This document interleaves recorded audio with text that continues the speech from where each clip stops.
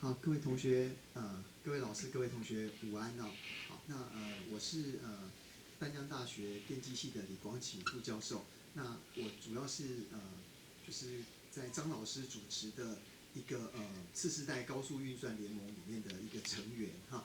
好，那我们今天非常荣幸哈，有这个机会邀请到来自日本的张玉渊博士哈，在右手边这位张玉渊博士哈。那张博士呢，他在1997年在台湾的交通大学拿到控制工程学的学士学位。好，那在1999年的时候，就在交通大学的控制工程学系拿到硕士学位。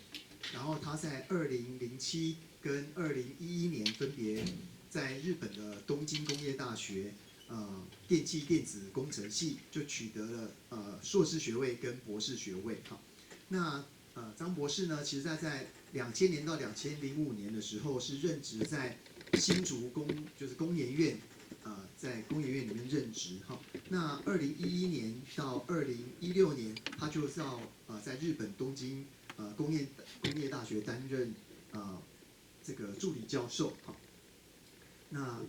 那在去年他就今年初的时候，他就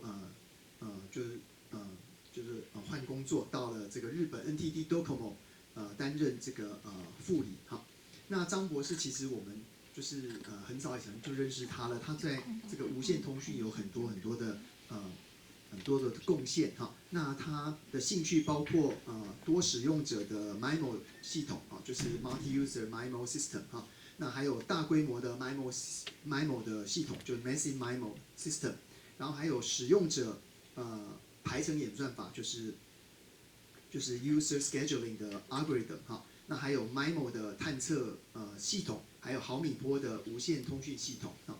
那它也是这个日本电子讯息通讯学会，就是在日本就是大家可能知道 IEEE 嘛哈。那在日本有另外一个组织叫做 IEICE 哈，那它也是 IEICE 的会员。那在2013年的时候，它也荣获这个 IEICE 通讯学会最佳的论文奖哈。那我们今天非常就是很荣幸有这个机会邀请他来中兴大学来跟各位同学分享哈。那今天他会全程用英文来跟大家分享。对，如果各位同学等一下有任何问题的话，也麻烦你们用英文去询问他，这样可以吗？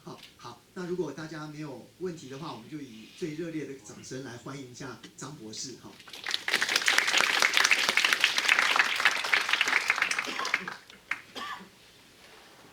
Okay, thank you very much for your introduction. My name is John from NTT Docomo, Japan.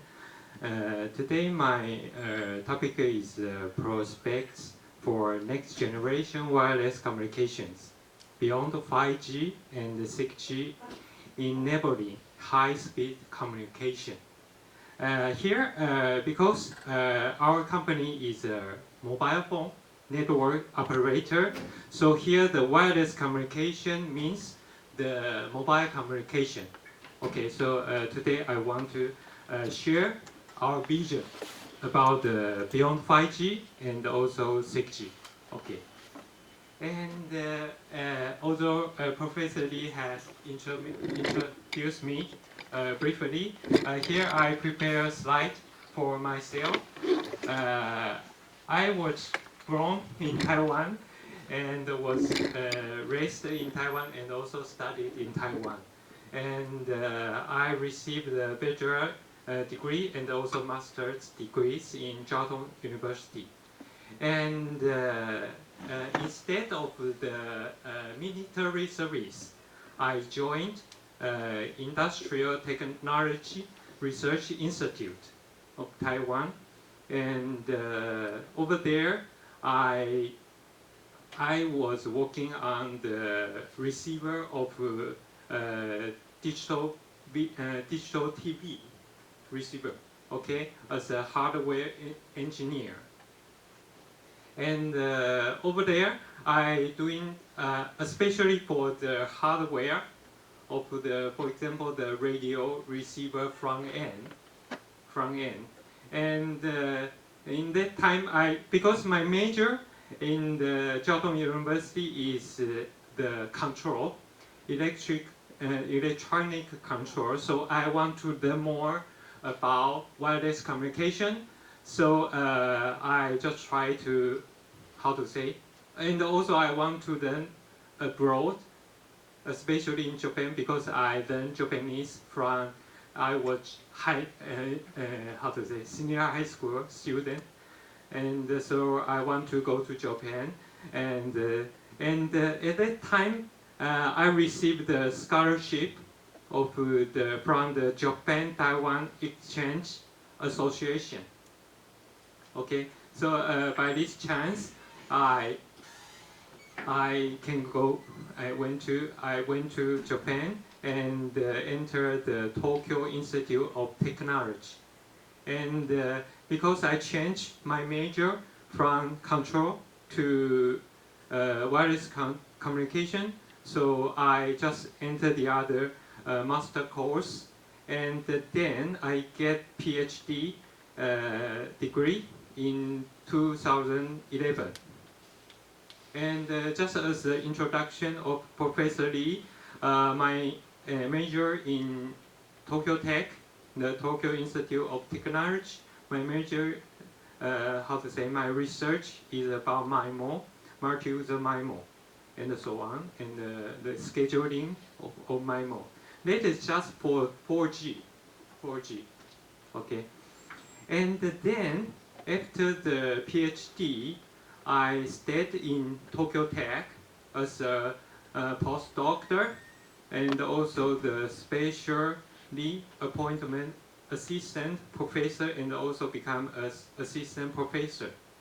Over there, my major, I do a lot of projects for the government, and my research is about the MIMO sounder. The MIMO sounder is for the measurement for the channel environment. From transmit antenna to receive antenna to measure a channel, especially for MIMO, the multi-input and multi-output.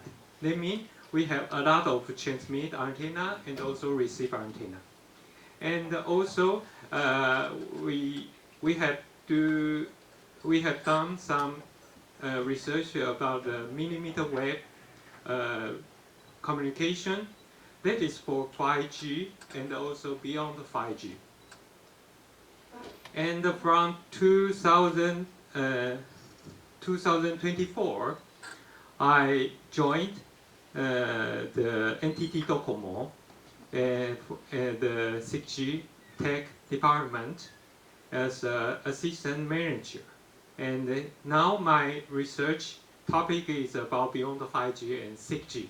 Okay, so this is my introduction. But the point is, you can see I have do the research started from 4G and then 5G, and now I'm doing 6G. Okay, this is a point that I have a lot of experience about the wireless communication research. Okay, and also I want to briefly introduce my school, my university, the Tokyo Industrial Technology, the Tokyo Tech. She has a very long history, over more than 140 years. Okay, from 1881, it is just a school, a Tokyo vocational school.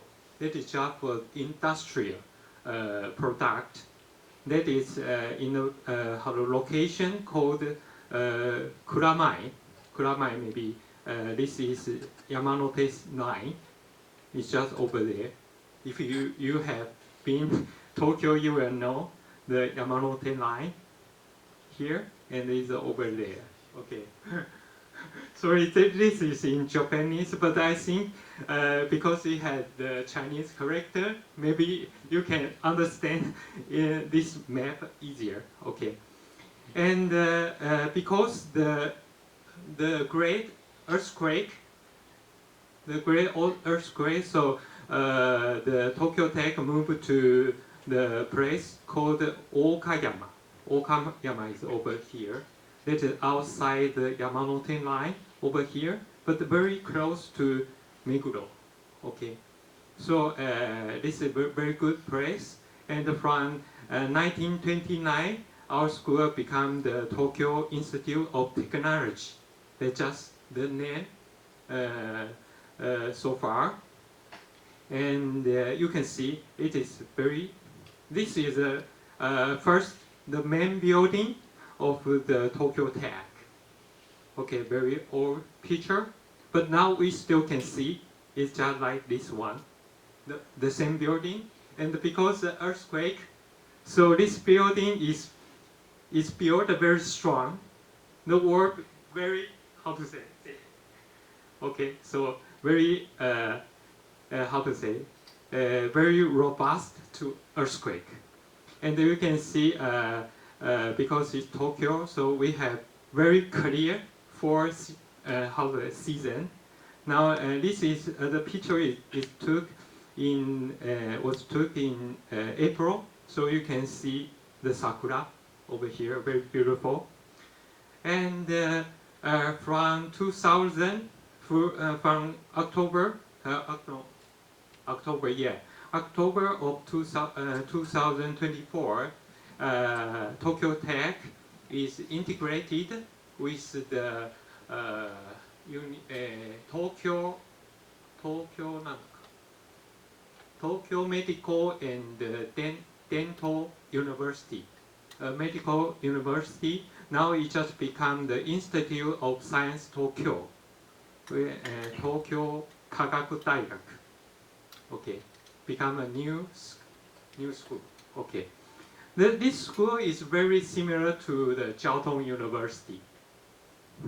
Now Jiao Tong University also become the, how to say, Yamin Jiao Tong University, right? That is also integrate with the medical university, so kind of similar. And also they are doing the study of the engineer, mainly the electric, and also machine, okay, research. Okay, very similar. And also the girls is much fewer than the boys. Okay, both in Jiao Tong University and also Tokyo Tech. Okay, but the study are a little bit different. But if I talk about the different, maybe 1.5 hours is not enough. So I just want to skip. But if you want to study abroad, please consider the new Tokyo Tech, the Institute of Science Tokyo. Okay, and you can. There are maybe now. I think now there are a lot of scholarship you can get, and also please check the homepage. You can get the information of this kind of scholarship. Very good. Okay. And okay. And then I want to introduce our company, NTT Docomo. Okay, maybe a lot of people just confused. NTT Docomo, the same company? No? Okay, maybe that's very confused, I think. A lot of people, I know your company, NTT. No, not NTT. That's NTT Docomo. Okay, NTT Docomo is the biggest mobile phone network operator in Japan. Just like in Taiwan, the Chunghwa Telecom. Okay, Chunghwa Telecom. And the business of NTT Docomo is very varied. A lot of different mobile multimedia service. Okay, and we have over than 91 million customers, over more than 91 million subscribers in Japan. That is the most in Japan. You can see the data in 2025.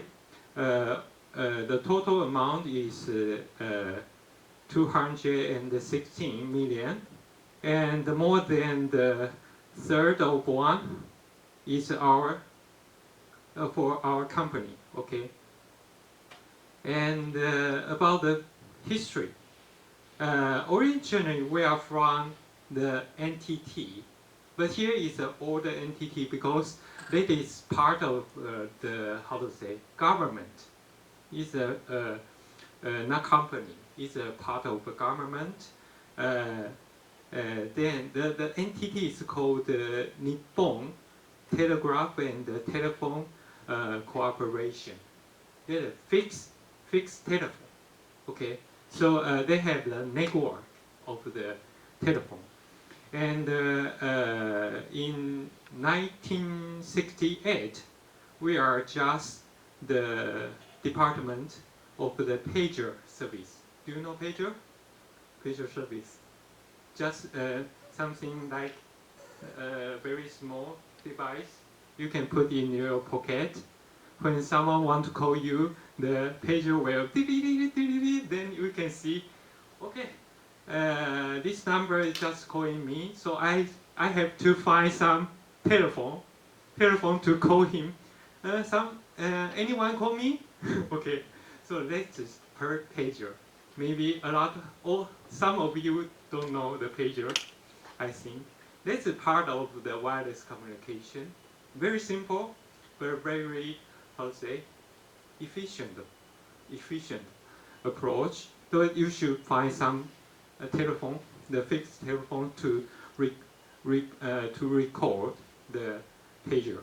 Okay, and then we have some product that they call the car cell phone. They mean you can put the telephone on the car. They're very huge, and also the shoulder phone, very heavy, but you can just bring it everywhere to call the telephone. Okay, but very expensive for one call. Okay, in the age. And our company is for this kind of business. And then in 1991, we are spun off from NTT to become how to say, mobile cellular operation companies. Okay, and then we become the NTT Docomo. Very sorry, the Docomo have no Chinese name. Maybe in China they call the Docomo the I don't know, Docomo.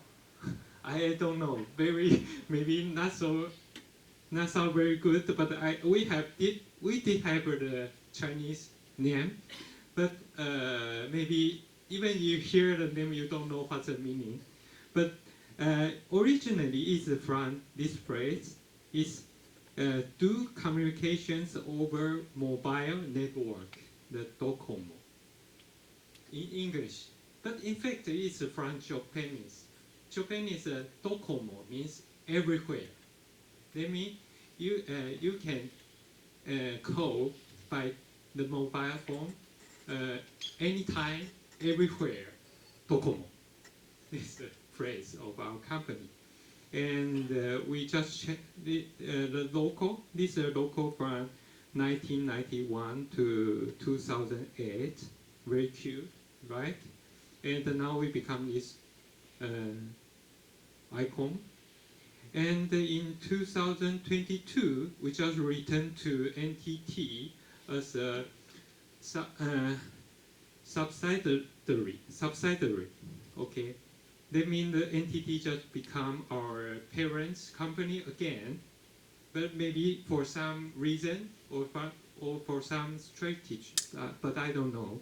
So now we become this kind of icon, and you can see this mark. They're just like how to say, the fiber or something. That is a mark of NTT. So now we just become part of NTT again. Okay, so we have network and also the wireless, and then we can do more research. Okay, so you can check our information over here also. Sorry, I take long time for the story.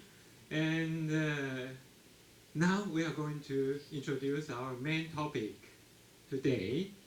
And the main topic just can be divided to 3 parts. And first, I want to share the status of beyond 5G and 6G, especially in Japan.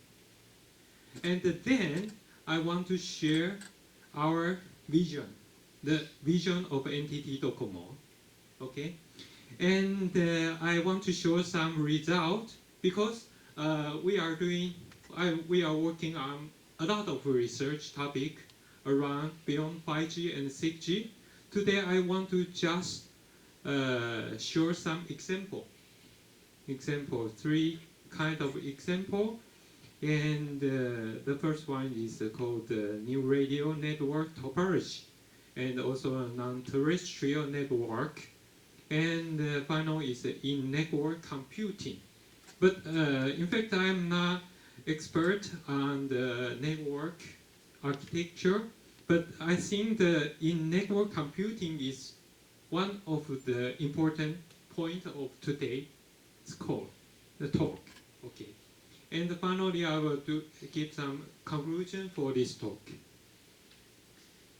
Okay, here we are going to introduce the status of beyond 5G and 6G in Japan. And first, I want to talk about the beyond 5G and 6G. But first, I want to talk about some the history of the 5G. Okay, I don't know the status in Taiwan, but in Japan, in 2019, we just start the pre-service of 5G in this year, 2019, and also the commercial service of 5G was launched in 2020. Okay, that's because the Tokyo Olympic. Although the Tokyo Olympic is postponed to 2021, but we have just want, to start the commercial service in 2020, not only for the Olympic, but also because we just have the 5G should be implemented in this year. Okay, so for the 5G, we have to do a lot of things. Maybe the detail I will introduce later, and also we have the network construction, and also the R&D, the research and the development toward the pre-service in 2018, and also the frequency allocation over these years. And for building the 5G infrastructure in Japan, 1 trillion yen was invested. You can see a lot of money, but in fact, 5G is still not so popular in Japan now. But of course, the subscriber is increasing now. But we just put a lot of money here, but the return is so slowly. So we just learning about the experience, how to do the 5G, beyond the 5G, or we call the 5G evolution, and also the 6G. with fewer cost but higher performance. Okay, so the target become how to reduce the cost and also the sustainability. Okay, I will talk more detail later. And this slide is showing the schedule of the standardization. Okay, the standardization is part of the ITU in the United States. Okay, and the schedule is in 2012-6 we should have a requirement the requirement should be finalized in 2026, and also the deadline of the proposal submission is by 2028, and also the ITU radio, the radio department of ITU, the recommendation that must be completed in the middle of 2030, okay, 2030. And also the 3GPP, do you know 3GPP? 3GPP is association, international association for the standardization of the wireless communication. It is start from 3G, third generation, so it is called the 3GPP. But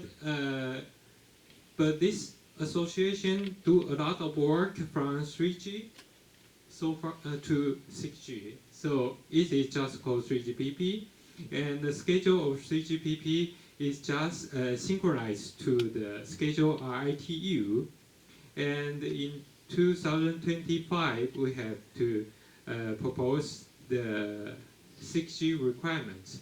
Maybe it is called a release 19, and in release 20 we should have some 6G basic evaluation result, and also in release 21 we have the detail spec. This should be development. Okay. And by the way, the release 18 is the 5G advanced. So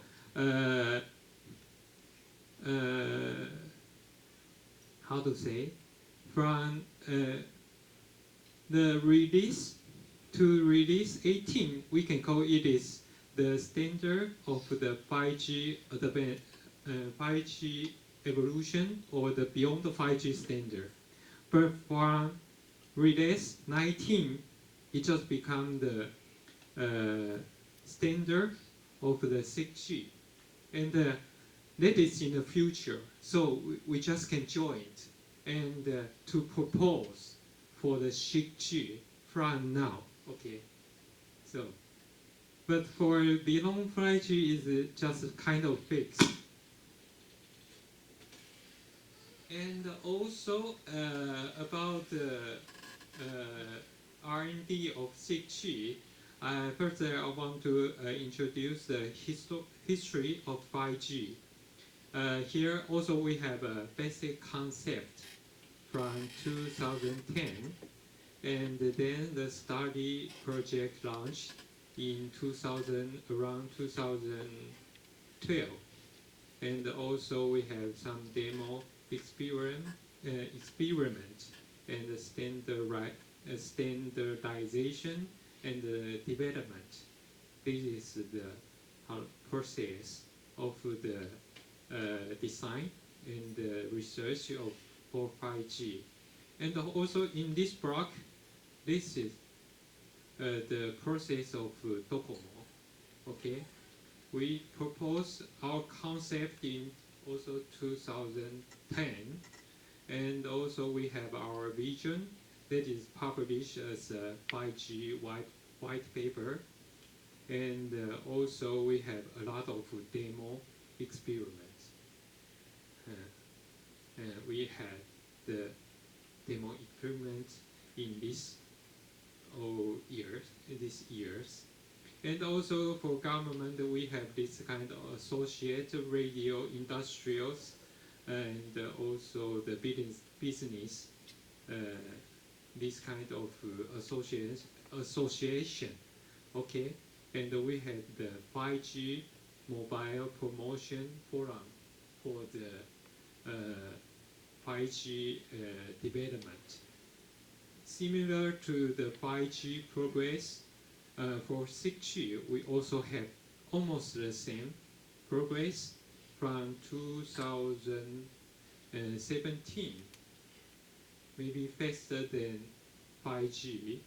And then we also have the concept and also the study project and also the demo experiment something.